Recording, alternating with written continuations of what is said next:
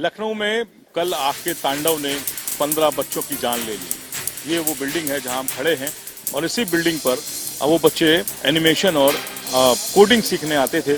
फिलहाल वो 15 बच्चों की मौत ने उत्तर प्रदेश सरकार पर कई तरह के सवाल खड़े कर दिए हैं कि जो बिल्डिंग बनी है आखिर इसके आदेश किसने किए थे, इसका नक्शा किसने पास किया था और इस पूरी कंसील्ड बिल्डिंग को क्या बिना निगरानी के बना दिया गया। फिलहाल आप देखेंगे कि जितनी जमीन है उस पर कंस्ट्रक्शन है, यानी कि कोई भी वेंटिलेशन का इसमें एक भी पॉइंट ऐसा नहीं दिख रहा है जहां से वेंटिलेशन हो सके। फिलहाल आगे की बिल्डिंग की पूरी कंसील्ड थी और कहा जा रहा है जो 15 बच्चों की मौत हुई वो सभी दम घुटने से उनकी मौत हुई है और इस पूरे मामले को लेकर एसआईटी तो गठित की गई और आज एसआईटी की टीम भी यहाँ पहुंची थी। 1 घंटा की छानबीन की, फॉरेंसिक टीम भी पहुंची, उसने भी यहाँ पे सैंपल कलेक्ट किए। लेकिन ये कहा जा रहा है कि फिलहाल अभी तक जो कार्रवाई की गई है वो काफी छोटी है, क्योंकि नीचे के स्तर के लोगों पर अभी तक जो सस्पेंशन की कार्रवाई की गई और जो 4 लोग गिरफ्तार किए गए वो भी इस बिल्डिंग से जुड़े हुए थे। फिलहाल आगे क्या होगा, क्या जो बड़े मगरमच्छ हैं क्या उन पर भी गाज गिरेगी या फिर ये सिलसिला ऐसे ही चलता रहेगा जैसे पहले भी लीवाना हो या फिर नाका का होटल कांड हो या फिर इसके पहले एक बस्ती पूरी आग की चपेट में आई थी। यानी कि कई तरह के मामले इस बार सामने देखने को मिले हैं लखनऊ में, जहां पर कई बच्चों ने, कई लोगों ने अपनी जान गंवाई है। गवाह बने हैं हम लोग। फिलहाल अब कार्रवाई का इंतजार है, जनता में भी आक्रोश है, वो भी इंतजार कर रही है कि आखिर क्या यहाँ पर बुलडोजर कार्रवाई होगी या बुलडोजर सिर्फ सीमित जगहों पर ही चलेगा। फिलहाल देखना होगा कि अब आने वाले समय में एसआईटी की रिपोर्ट के बाद क्या कार्रवाई होती है। कैमरा पर्सन व्यास के साथ फखरुद्दीन द्वैत, जनता टीवी लखनऊ। दिल्ली एनसीआर में मौसम में बदलाव देखने को मिल रहा है, जहां एक और दिन भर धूप देखने को मिलती हुई नजर आ रही थी, लेकिन अब मौसम के बदलाव के चलते धूल भरी आंधी दिल्ली की सड़कों पर देखने को मिल रही है। आप देख सकते हैं किस तरीके से मेरे पीछे जो मौसम में बदलाव है हुआ है और धूल भरी आंधी जो है वो पूरी तरीके से दिल्ली के आसमान में चलती हुई नजर आ रही है। मौसम विभाग के माने तो आने वाले समय में जो हवा की गति है वो और तेज होती हुई जो है नजर आएगी। करीब 100 किलोमीटर प्रति घंटा के हिसाब से जो हवाएं हैं वो दिल्ली एनसीआर के इस इलाके में चलती हुई जो है नजर आएंगी। आप देख सकते हैं किस तरीके से फिलहाल अभी जो धूल भरी आंधी है वो चल रही है और इसके कारण अगर हम बात करें तो जो तापमान है उसमें भी गिरावट सीधे तौर पर होती हुई जो है नजर आई है।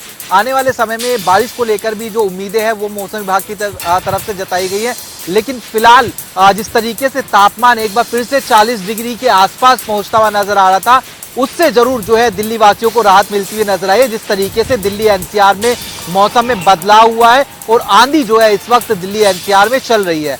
कैमरा पर्सन दीपक के साथ स्पर्श शर्मा, जनता टीवी, दिल्ली। गुरुग्राम के सेक्टर 46 स्थित हनुमान मंदिर में कुछ युवकों ने चोरी की वारदात को अंजाम दिया।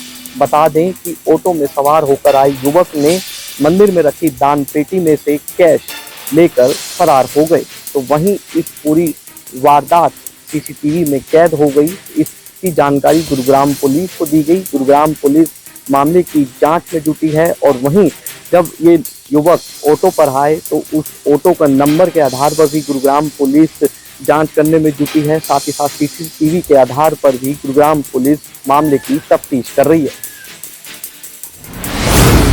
सोनीपत से रिश्तों को शर्मसार कर देने वाली एक ऐसी वारदात सामने आई है।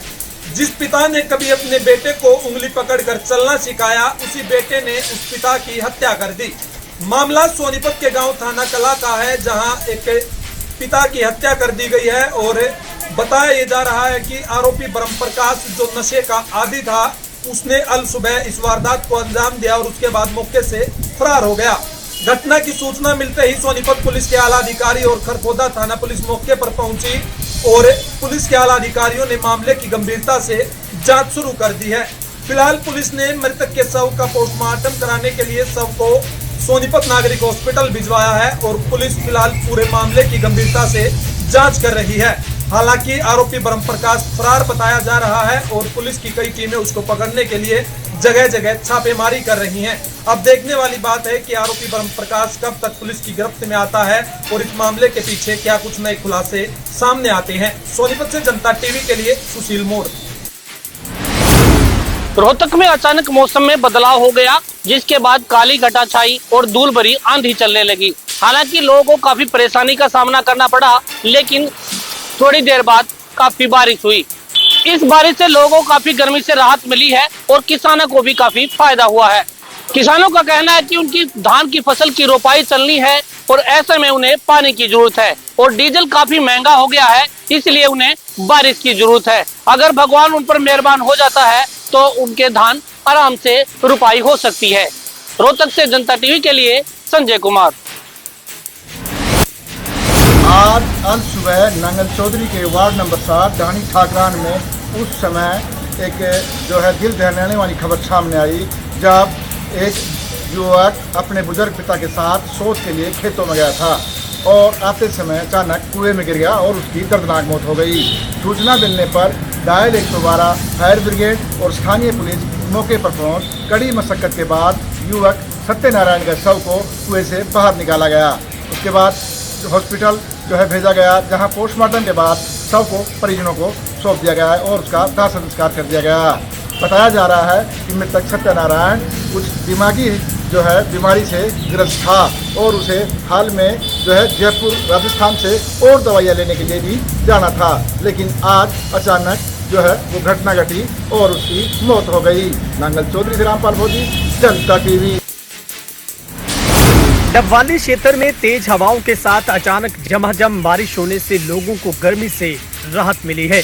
जानकारी के अनुसार पिछले कई दिनों से लगातार मौसम में उमस और गर्मी की वजह से लोग गर्मी से परेशान थे, लेकिन अचानक मौसम परिवर्तन के साथ हुई बारिश से लोगों को राहत मिली है। जानकारी के अनुसार मौसम विभाग की तरफ से पहले से ही खास करके पश्चिमी हरियाणा के सिरसा, फतेहाबाद समेत 5-6 जिलों में बारिश का अलर्ट जारी किया गया था। आपको बता दें कि 22 जून की रात्रि से एक पश्चिमी विक्षोभ के एक्टिव होने और पंजाब और राजस्थान के ऊपर एक साइक्लोनिक सर्कुलेशन बनने की वजह से मौसम में परिवर्तन देखा गया है। वहीं पर मौसम विभाग ने आशंका जाहिर की है कि अगले 2 दिनों में हरियाणा में मौसम में इसी तरीके से परिवर्तन रहेगा और 25 जून से फिर से एक पश्चिमी विक्षोभ एक्टिव होने से बारिश का सिलसिला जारी रह सकता है।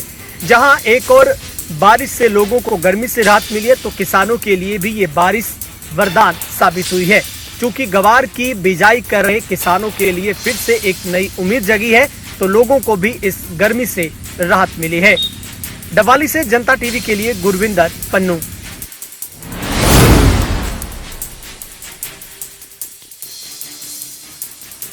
हरियाणा के मुख्यमंत्री नायब सिंह सैनी ने मंगलवार को चंडीगढ़ में जमीन के रजिस्ट्रेशन की पेपरलेस प्रक्रिया के दूसरे चरण की शुरुआत की है। इसके साथ ही मुख्यमंत्री ने जमीनों के ऑटोमेटेशन को भी लॉन्च किया है। मुख्यमंत्री नायब सिंह सैनी ने कहा कि सितंबर 2025 में कुरुक्षेत्र जिले के लाडवा से पेपरलेस रजिस्ट्रेशन की शुरुआत की गई थी, लेकिन अब इसमें कुछ नए सुधारों के साथ इसे दोबारा लागू किया गया है। सीएम ने कहा कि अब कोई भी व्यक्ति अगर फिजिकल तौर पर मौजूद नहीं होता है तो वो अपना किसी को प्रतिनिधि रजिस्ट्रेशन के लिए नियुक्त कर सकता है। इसके अलावा मुख्यमंत्री नायब सिंह सैनी ने कहा कि अब जमीनों का जो रजिस्ट्रेशन है वो और ज़्यादा पारदर्शी हो सके और इसमें मानव हस्तक्षेप कम हो सके, इसके लिए प्रक्रिया को और ज़्यादा डिजिटल किया गया है। सीएम ने कहा कि अब इसमें डिजिटल हस्ताक्षर और डिजिटल सत्यापन भी किया जा सकेगा। सीएम ने कहा कि प्रदेश सरकार की लगातार कोशिश है कि तमाम जो सेवाएं हैं उनको डिजिटल किया जाए और इसी कड़ी में रजिस्ट्रेशन को पहले ही डिजिटल किया जा चुका है, लेकिन कुछ और नए सरलीकरण के साथ इसे अब लागू किया गया है।